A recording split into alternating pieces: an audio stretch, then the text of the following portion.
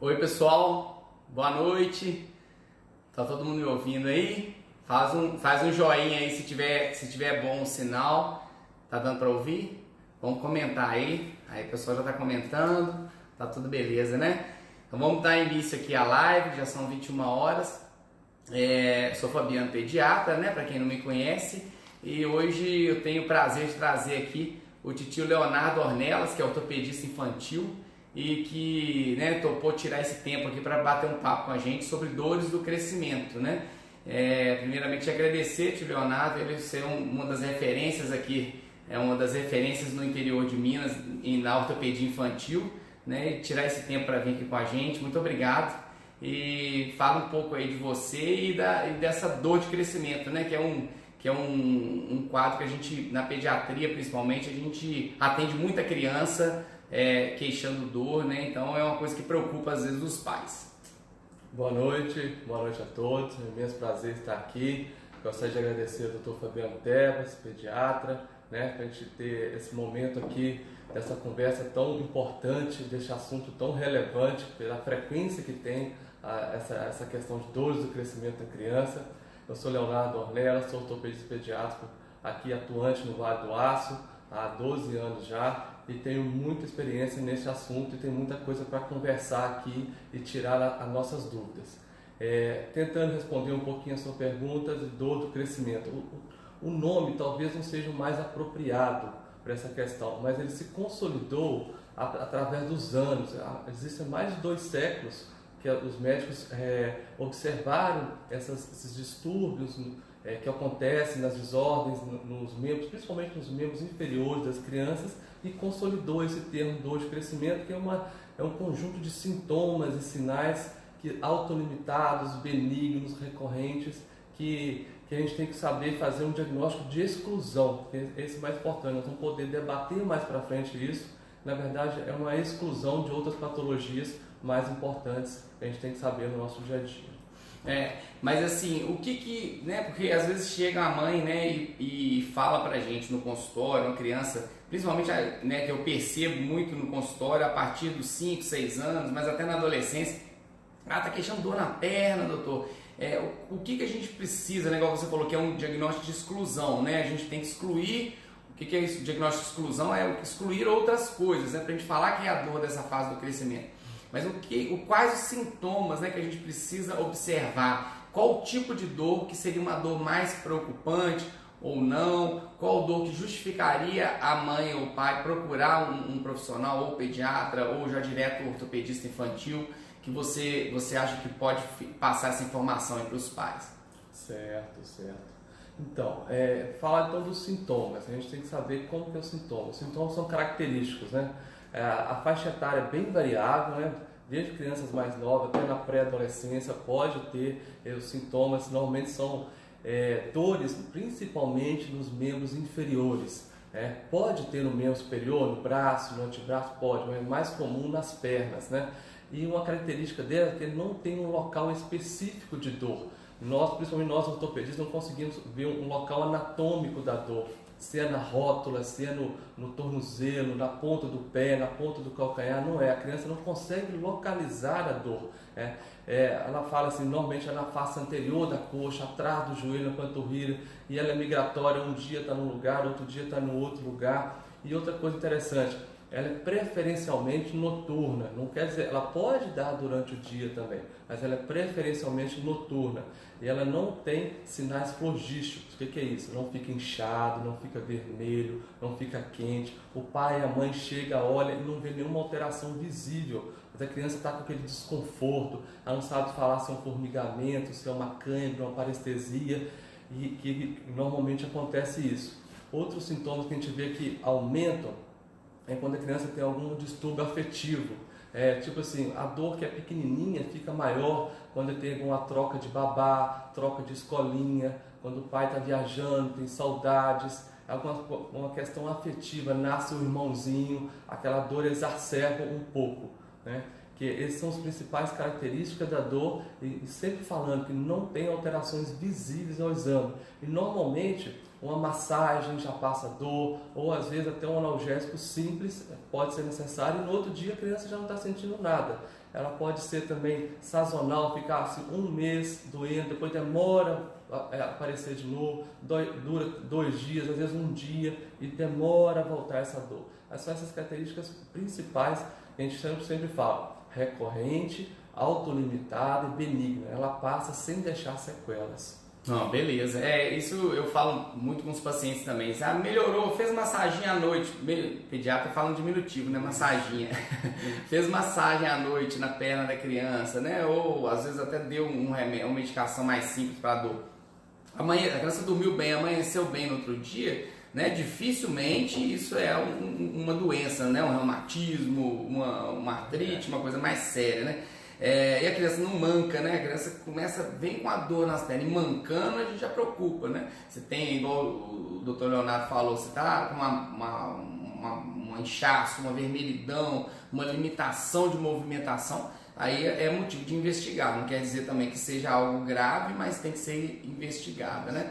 Vocês podem ir fazendo as perguntas aí, que a nossa equipe aí da Globo aqui tá toda anotando as perguntas. E daqui a pouco a gente vai começar a responder, né? Tentar responder todo mundo. Mas eu queria saber, Titi Leonardo, falar Titi também, porque pediatra chama de Titi. Tá certíssimo. Assim, tem que fazer exame, tem que dar alguma medicação, assim, mas principalmente em relação ao exame, os pais devem preocupar em fazer exame. Você já explicou o motivo, né, que deveria preocupar, mas quando tem que fazer? É o pediatra que pede, os pais mesmo que tem que fazer esse exame, ou tem que ir no ortopedista? E quais os exames geralmente que são solicitados para descartar outras doenças, né, já que é um diagnóstico de exclusão? A gente exclui outras doenças para falar que é a dor da fase do crescimento. Isso mesmo, excelente pergunta. Então, assim, a história clínica que os pais trazem para a gente, falando daquilo que a gente comentou anteriormente, junto com o exame físico o médico vai fazer, vai ver a criança andando, vai ver se a criança está mancando, vai ver se a criança tem uma perna mais curta que a outra, vai ver se a criança tem uma deformidade, uma perna torta, se tem fraqueza muscular, se tem algum nervo que não está funcionando, se tem alguma junta que está dura. Se não tiver nada disso junto com a história clínica, já dá para fazer o diagnóstico. Mas se tiver alguma coisa diferente da que nós estamos falando, precisa de alguns exames complementares. O que? Se a dor foi localizada, a mãe chega para a gente: doutor, sempre está nesse joelho, sempre está doendo, sempre nesse joelho, é constante. Aí a gente vai abrir o olho. Outra coisa, a dor não está cedendo com analgésico simples, a gente tem que fazer outros exames. Ela está tendo calor local, está ficando quente, vermelhidão, chama a atenção da gente também. Isso não são sintomas característicos da dor do crescimento. E aí, quais exames a gente faria? Exames simples, exames de sangue, a gente vai ver um hemograma, as provas de atividade inflamatória para ver se tem alguma inflamação localizada, e raio-x para ver estrutura óssea. A ressonância, casos bem selecionados, a gente pede ressonância, não é comum de pedir ressonância na criança. O osso dá para ver direitinho. Poucos sintomas do quadril, às vezes a gente tem que pedir uma ressonância. A gente não pede de rotina porque precisa até de sedação anestésica para fazer, não é um exame fácil de fazer na criança, não é necessário no dia a dia também não. Beleza. Tem alguma pergunta aí, tia Jaque? Passa para nós aí.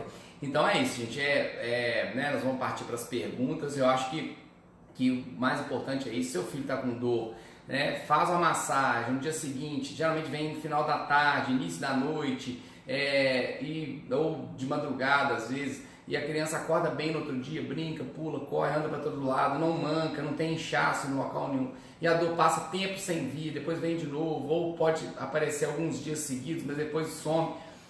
A tendência é não ter motivo de preocupar, né? Mas é lógico, na dúvida, leve a criança ao seu pediatra. Se for o caso, ele vai encaminhar para o ortopedista infantil ou vai solicitar algum exame, né? Nós não estamos falando aqui para não levar, né? A gente só está orientando mesmo quando devemos preocupar ou não, né? Tem casos que a dor às vezes se deve também a algum excesso de algum tipo de atividade que a criança está fazendo, né? E nem sempre é algo preocupante, mesmo não sendo dor de crescimento. Mas é importante conversar, trocar ideia com o seu pediatra, tá bom? Tem umas perguntinhas aí? Tem perguntas já. É uma que está repetindo bastante aqui. Como amenizar, como tratar a dor de crescimento na criança? Boa pergunta.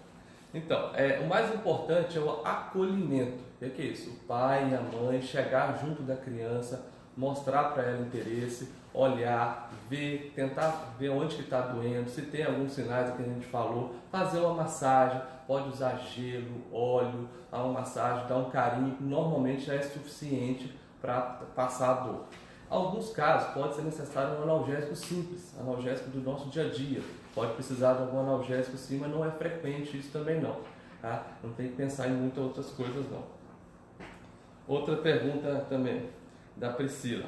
Até qual idade pode surgir esse tipo de dor? Então, existem os picos, né, de 3 a 6 anos que a gente sente mais esse tipo de dor, mas pode, durante todo o crescimento da criança, desde a adolescência, pode dar. Tá? Não tem uma regra específica não. Existem as faixas etárias que é mais prevalentes. Inclusive, falar em prevalência, a literatura traz, os livros trazem que esse tipo de sintomas acontece de 10 a 20% das crianças. Imaginar, de cada 10 crianças, 2 vão ter, já tiveram ou vão ter alguma dor de crescimento durante o desenvolvimento da criança. Deixa eu só colocar o microfone aqui que ele caiu. Criança de 3 meses chora muito. Pode ser dor de crescimento? Isso aí acho que eu vou passar para o tipo Fabiano. 3 meses, aí não. Quem que fez essa pergunta? Tem o nome? Da Verônica Freitas.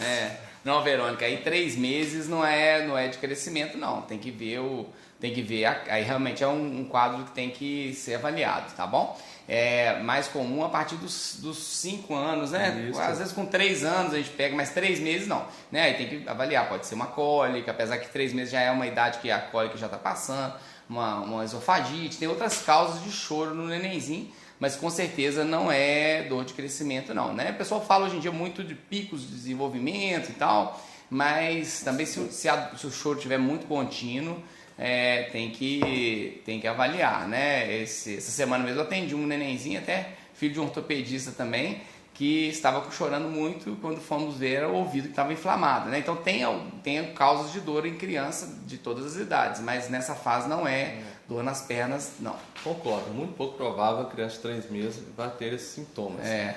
A gente está falando também de quais doenças podem estar escondidas atrás de uma dor de crescimento, tá? De acordo com os sintomas. Então a gente pode falar de alguns grupos, os grupos das doenças traumáticas. O que é isso? Criança que tem uma lesão traumática, machucou uma cartilagem, machucou um osso, pode ter um outro diagnóstico que não a dor de crescimento. A criança está fazendo futebol, é muito comum a gente estar vendo isso no dia a dia. A criança está mancando, está achando que é dor de crescimento. Não, ela faz escolinha de futebol 3 vezes por semana, joga bola todo dia, chega no final de semana, sábado e domingo, vai ter a competição. Esportes competitivos levam às lesões traumáticas, muito comum no calcanhar, no joelho, às vezes até mesmo no quadril, que a gente tem que fazer um diagnóstico diferencial com dor de crescimento. A gente tem visto muito isso acontecer, é uma pergunta que está sendo feita aqui também agora pra gente. E também assim, se a criança fazendo atividade física sentir dor, né, não tira da atividade física de imediato, tem que avaliar, né, levar no médico para ver, avaliar a questão do tênis, de repente o tênis não está adequado, né, às vezes alguma questão da postura, mas sempre estimular a atividade física, né, mas sempre com avaliação médica, de preferência prévia, e durante o início da atividade física tem que ter acompanhamento. Bem lembrado, a atividade física não causa a dor, não. É o excesso, o mau uso dela que pode causar. A gente tem visto isso nas crianças fazendo futebol e algumas meninas na ginástica artística também, mas isso é o excesso. Todas são ótimas, tem que fazer mesmo. Tem que fazer, só estimular, né? Isso. Acabaram aqui, Jaqueline, tem mais? Passa aqui, Jaqueline. Essas perguntas aqui, a nossa tradutora. Eu vi que subiu uma pergunta aqui sobre se existe na literatura alguma diferença entre a dor, foi até a Juliana que fez a pergunta, entre meninos e meninas, assim, da idade de aparecimento, se é mais comum aparecer na menina do que no menino, pelo menos assim, eu imagino que não existe essa diferença. Você já leu algo sobre isso, né? Não sobre tem menino ou menina? Prevalência de menino e menina não tem diferença não. O único que a gente sabe é que a prevalência geral é de 20%. é mais comum à noite e bilateral, dos dois lados. Em relação a ser menino e menina, não tem diferença não. Beleza. Vamos lá. Tem algo que possa fazer para ajudar a forma da curvinha do pé? Interfere no equilíbrio? Isso aí já muda um pouquinho do nosso tema, né? Se o pé é plano, se o pé tem curvinha. Isso não é causa de dor do crescimento, não. Pode ficar tranquilo, isso não é um problema, não. Mas aproveitando a dica aí, deixa andar descalço, né? Geralmente. Com certeza. Andar descalço é importante para a criança. É normal? Vocês continuam vendo a gente aí? Continua? Então tá bom. Uma pergunta boa aqui, da Flávia Araújo. A dor do crescimento é somente nas pernas ou pode ter dor do crescimento nas costas? Não, boa pergunta. Não é comum nas costas não, tá? Nas costas são outros diagnósticos mesmo. O mais comum é a lombalgia mecânico-postural da criança mesmo. A criança também tem mau uso da coluna, má postura no dia a dia, pode causar. A gente tem que pesquisar mesmo, não é o assunto que nós estamos conversando aqui não. Não é comum acontecer nas costas. Nas costas não. Esta dor traz algum desdobramento na fase adulta? Muito boa pergunta, da Ana Luísa. Não, como nós já conversamos, tem mais de 2 séculos que já tem catalogado essas dores do crescimento, elas são autolimitadas, elas vão parar de acontecer, são benignas, elas não deixam nenhuma sequela ao longo da vida da criança ou até mesmo na fase adulta. Bacana. Agora mais uma. Meu filho de 4 anos chora muito, questionando dor nas pernas. É normal, então, nessa idade? Da Cristiane Oliveira. Sim, pode acontecer sim. 4 anos já está na fase que pode ter esses sintomas que nós conversamos, tá? Se está dentro desses sintomas de dor, normalmente dos 2 lados, a criança não localiza direito a dor, sem sinais inflamatórios, de calor local, inchaço, vermelhidão, não tem febre, não tem queda do estado geral, é comum e pode ser um caso sim, tá? A gente vai fazer assim. E né, assim, sempre ter o cuidado desse acolhimento que o Leonardo falou, né? De dar atenção. Fala, isso não é nada não, isso é frescura desse menino. A gente atende muito, né? Infelizmente, às vezes os pais, né, algum pai que fala, não, isso é frescura desse menino, ele tá querendo, é mãe, quer chamar atenção. Às vezes até pode ser uma forma realmente de chamar atenção, não inventando a dor. Geralmente a criança não inventa, mas às vezes exagerando um pouco, né, na dor. Mas essa atenção, esse carinho ali, isso não vai piorar a dor, pelo contrário, ele tende a minimizar com o passar dos dias, né? Fazer uma massagem, observar, no dia seguinte amanheceu, nem falou, nem tocou no assunto, fica tranquilo. Agora no dia seguinte amanheceu, continua com dor, ou está tendo dificuldade de andar, ou andar mancando, tem que avaliar. Mas nunca deixe de dar atenção para a queixa do seu filho. Pode até não ser nada de preocupante, mas só de dar atenção, geralmente o problema já minimiza. Mais perguntas aqui. Minha filha tem 19 anos e ainda sente algumas dores. Isso é normal? 19 anos sendo filha, menina, provavelmente a maturidade esquelética já chegou, né? Ela já não tem aquelas cartilagens de crescimento, já não é comum não. Já parou de crescer, né? Isso. Resumindo. Obrigado. Maturidade esquelética, já parou, já não cresce mais. Isso, ele não cresce mais. 19 anos, a menina, ela diminui, o crescimento dela é mais cedo, para de crescer mais cedo que o menino. Provavelmente não, o ideal seria que fosse avaliada mesmo, para a gente fazer um diagnóstico mais preciso. O esporte ajuda? Com certeza, né? O esporte é importante sim. Tá? Aqui nós já conversamos, o esporte ele vai melhorar a disposição anaeróbica da criança, vai fazer o sangue circular mais facilmente, isso tudo é importante sim. O excesso é que é ruim. Qualquer tipo de excesso que é ruim mesmo. E a atividade física vai prevenir a obesidade também, né? Que acaba, bem lembrado. Vai sobrecarregar os joelhos, pernas, né? E pés também, principalmente na adolescência, a gente tem algumas doenças no quadril por causa da obesidade infantil, né? Tá? Com certeza. Existe diferença entre a idade de aparecimento da dor de crescimento entre meninos e meninas? Não, você já respondeu. Realmente eu tinha lido ali. Você leu ali. Isso mesmo. Eu vi a outra subindo ali, outra pergunta. Se pode usar gel né, falaram o nome ali comercial, mas o gel de anestésico para melhorar, né? Eu não sei, né? Esses de anestesia mesmo, né? Um gel de massagem, mas o gel de anestésico eu imagino que não é bom ficar usando, mas o que você acha? Não. É porque até o gel de anestésico, se tiver alguma ação, vai ser ao nível da pele. Aí o que menos dói seria a pele, né? A superfície daqui da pele. Não tem necessidade nenhuma de usar isso.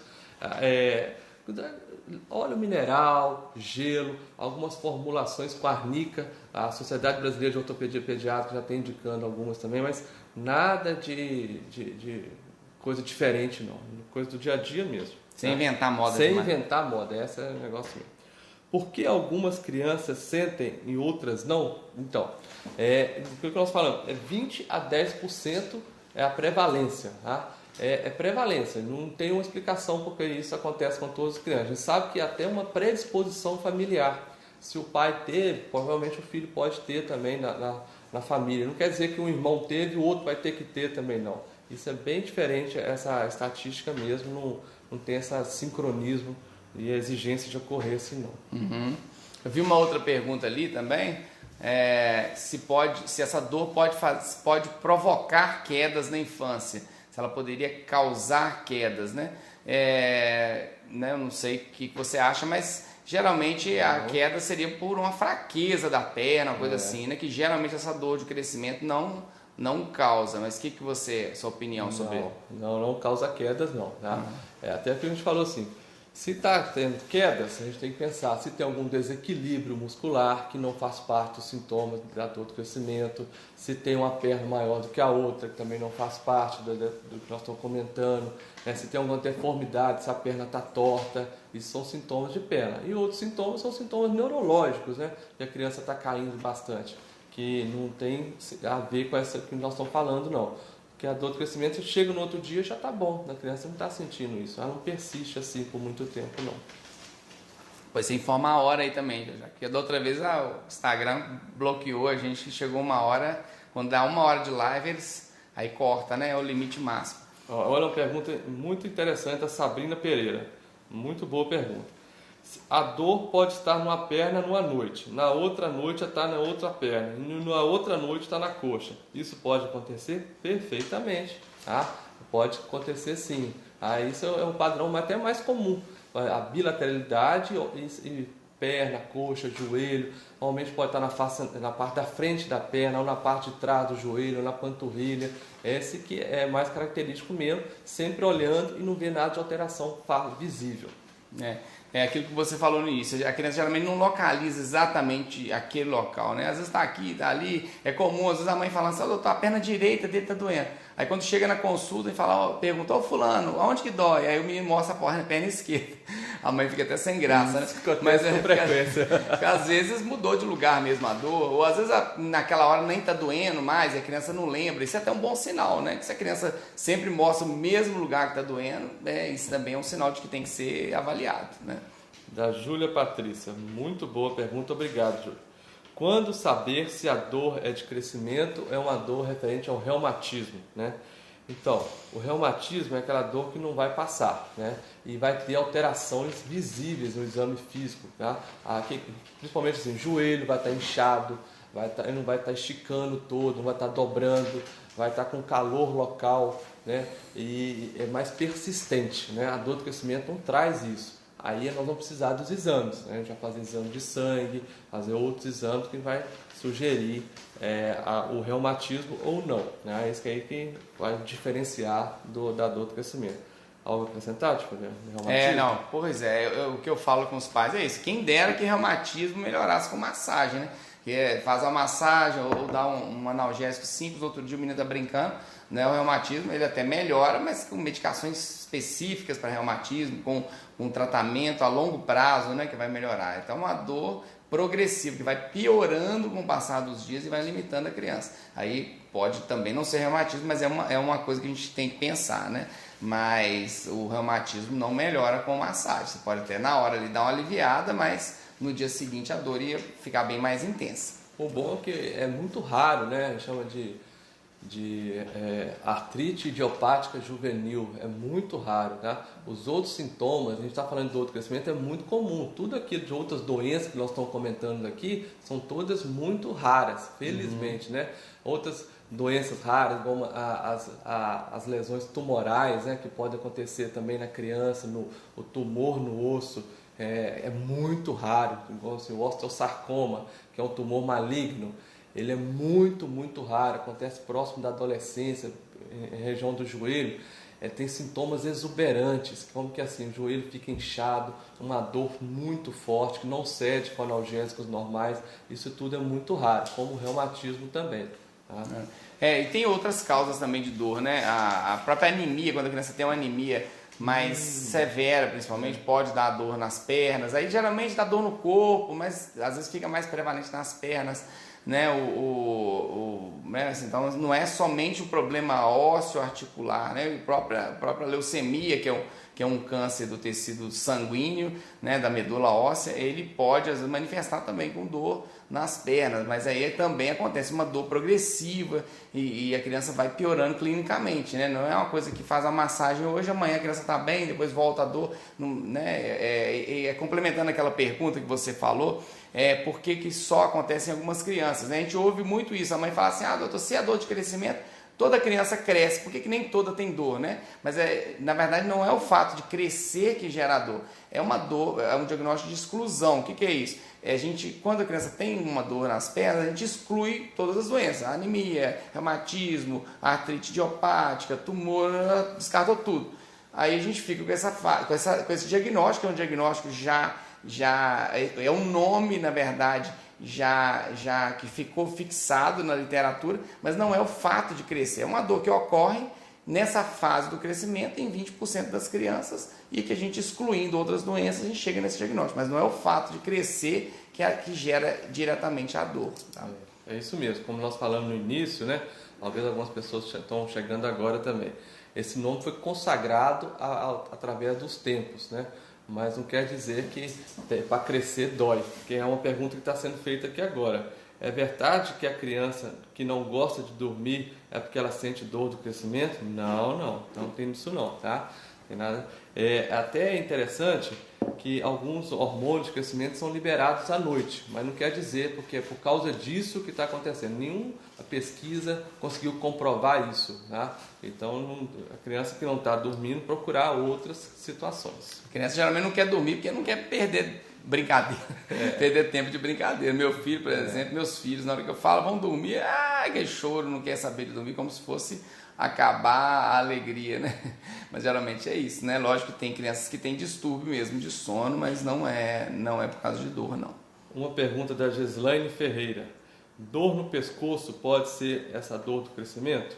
É aquilo que mesmo a gente conversou em relação à dor nas costas. Não, tá? Não é comum, tá nos sintomas daquilo que nós estamos conversando aqui, não. Dor do crescimento pode ser uma cervicalgia, pode ser um torcicolo, dor muscular mesmo. Tem que ser pesquisado isso, normalmente não é comum não. Tem sido muito frequente, assim, eu tenho percebido que tem aumentado essa queixa de dor no pescoço, que foge ao nosso tema de hoje, mas muito em relação à questão de celular, né? Porque muita criança mexendo no celular, tablet, posicionamento, então tem que limitar muito essa questão de celular. Concordo. Aí. A gente tem visto muito os ombros encurtando, né? E a musculatura posterior enfraquecendo por essa postura. Isso não é dor do crescimento não, isso é outra coisa ruim que tem acontecido, tem até um nome, mas não vou entrar nisso agora não. Outra aqui, qual tipo de exame temos que fazer quando a criança tem essas dores? Nós conversamos aqui também, quase nunca é necessário fazer exames, tá? O mais importante é a história clínica, o exame físico, o médico pegar, examinar, ver o tamanho das pernas, ver se tem fraqueza muscular, se tem inchaço, se tem vermelhidão, se tem alguma junta mais rígida, mais dura, e se tiver algum sinal diferente, aí nós vamos pedir inicialmente raio-x para ver a estrutura do osso e exame de sangue, hemograma, VHS, PCR, que são provas de atividade inflamatória, mas não é comum a necessidade de exame, só quando tem alguma coisa que sai fora desses sintomas que a gente está relatando aqui.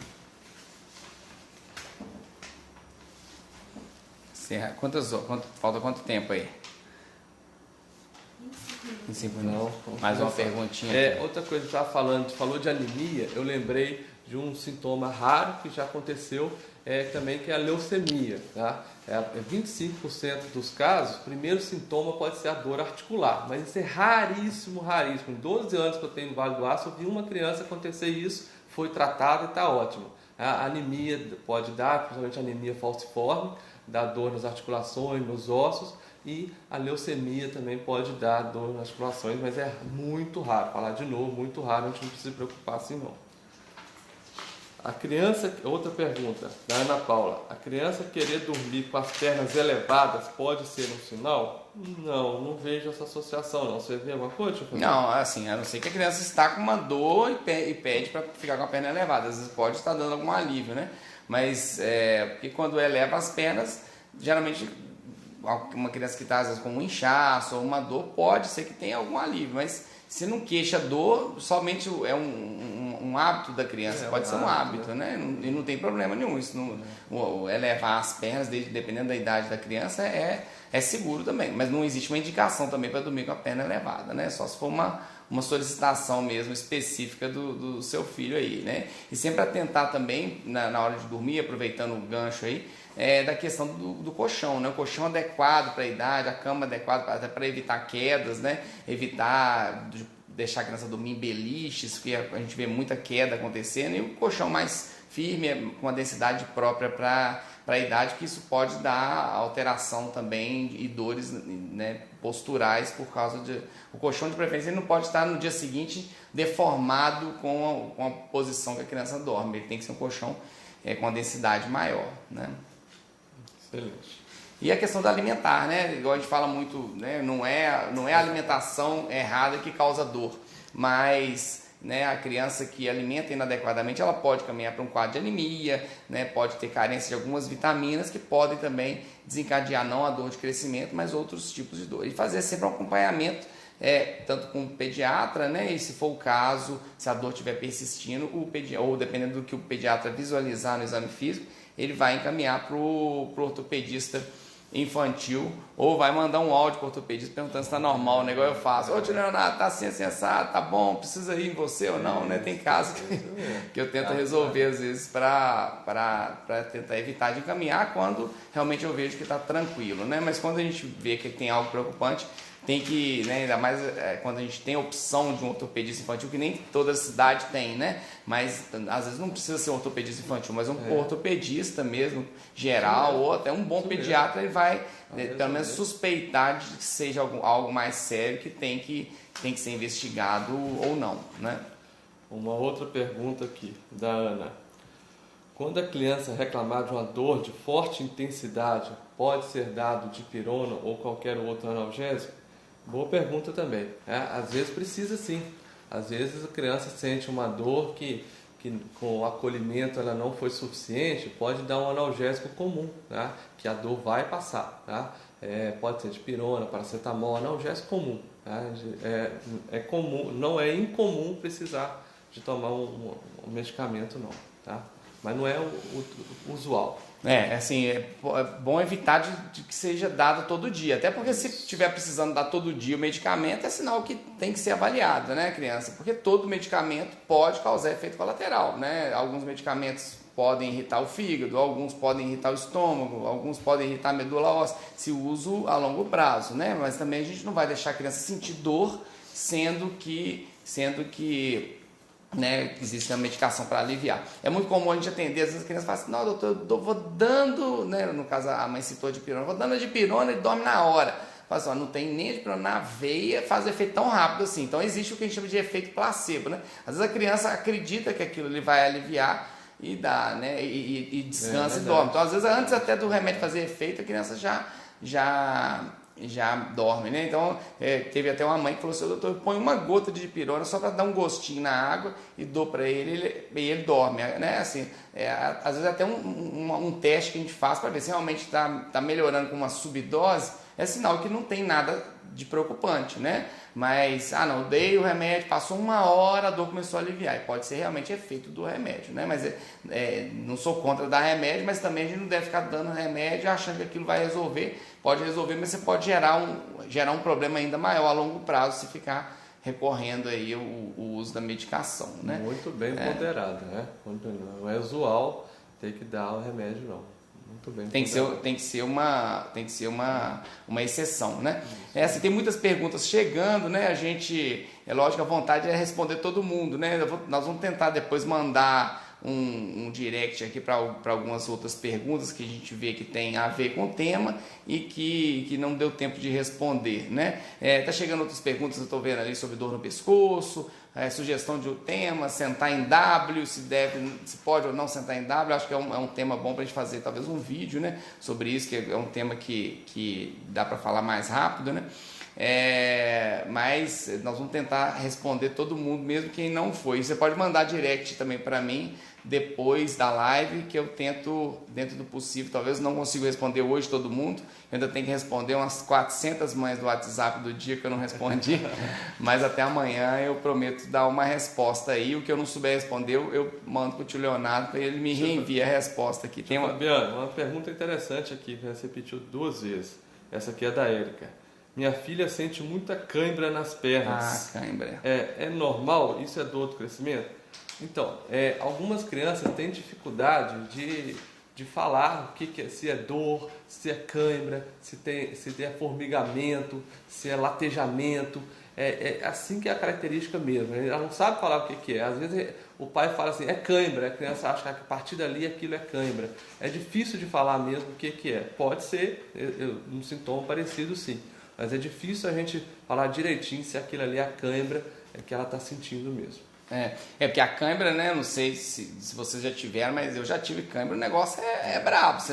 A perna endurece, você não consegue mexer ali, você, né, tem dificuldade até para respirar, de tanto que dói. Né? A criança tá com cãibra, às vezes é porque ouviu o pai ou a mãe ou alguém falar esse nome, né? E falou cãibra, às vezes era um incômodo ou uma dor mesmo, né? Mas se a criança fala que tá com cãibra e tá movimentando, geralmente não é cãibra, né? A cãibra fica duro mesmo no lugar, a musculatura fica contraída, né? Mas não tem, assim, a dor do crescimento não dá esses sintomas, dá, tio Leonardo? Assim, é isso mesmo, não dá esse sintoma, um desconforto que ela está sentindo. E que a gente, eu colocando como pai agora, estão passando esse sintoma como se fosse uma cãibra, especificamente mesmo. Mas cãibra é muito característico. O tio Fabiano falou, fica muito enrijecido o músculo, o joelho não dobra, o tornozelo não dobra, é uma dor muito latejante. E não é comum a cãibra na criança. Normalmente é após um esforço físico de grande intensidade. Normalmente é aquela criança que está fazendo um esporte, que ultrapassou os limites naturais dela, que vai ter essa cãibra. Isso não é comum no dia a dia. Parece que a mesma pessoa tá falando ali mas eu estico a perna, mas ele chora muito, eu estico a perna e aí vai voltando. Então pode ser realmente cãibra, né? Então se você está precisando de esticar, porque na hora da dor da fase do crescimento também, às vezes a criança precisa que estica a perna, né? Fazer uma massagem e tal. Mas ocorre realmente quando a gente palpa, quando a mãe palpa, sente que está duro, né? Se tiver duro o local, aí realmente é uma cãibra e aí tem que ser, se estiver recorrendo, tem que levar no profissional para ver o motivo, né? Mas não é o que a gente vê normalmente na hora que ocorre uma queixa de dor de fase do crescimento, tá bom? Mas aqui, galera, muito obrigado mesmo, só tenho a agradecer a participação aí e principalmente do tio Leonardo aqui. É bom vocês sugerindo outros temas aí. Eu tô vendo sentar em W e tal. O tema pra gente convidar o tio Leonardo mais vezes aqui para esclarecer, né? Que nada como um especialista para falar, né? E agradecer a presença de vocês aí. Eu sei que não é fácil, a maioria tá com o filho acordado, outros acabou de fazer dormir. Eu mesmo acabei de fazer o meu dormir, vim correndo para cá, que minha esposa tá viajando.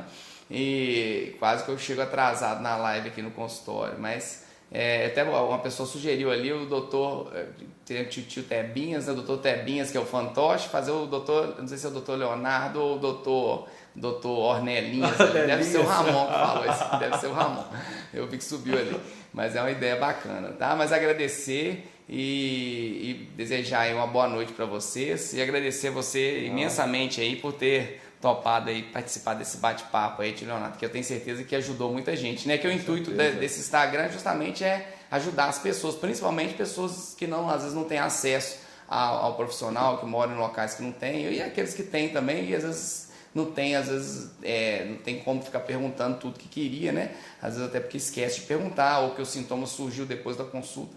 Então é mais com o intuito de ajudar mesmo aí, mas sempre ter né? Pintou uma dor e aquilo está recorrendo, pode ser do crescimento, pode ser o que for, mas na dúvida leva no seu pediatra, né? No pediatra que já conhece o seu filho, que já acompanha seu filho, que ele vai ser a melhor pessoa para talvez não fechar o diagnóstico, mas para saber se precisa ser investigado ou se precisa de encaminhar para o especialista ou não, né?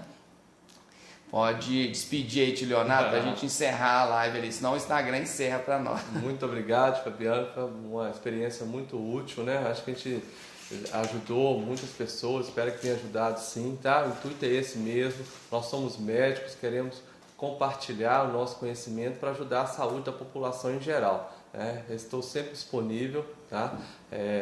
Agradeço mais uma vez, tá? E estarei pronto para a próxima vez, se assim for necessário. Muito obrigado. Valeu, tio Leonardo, obrigado. Valeu. Encerrar aqui então. Boa noite, pessoal, boa noite.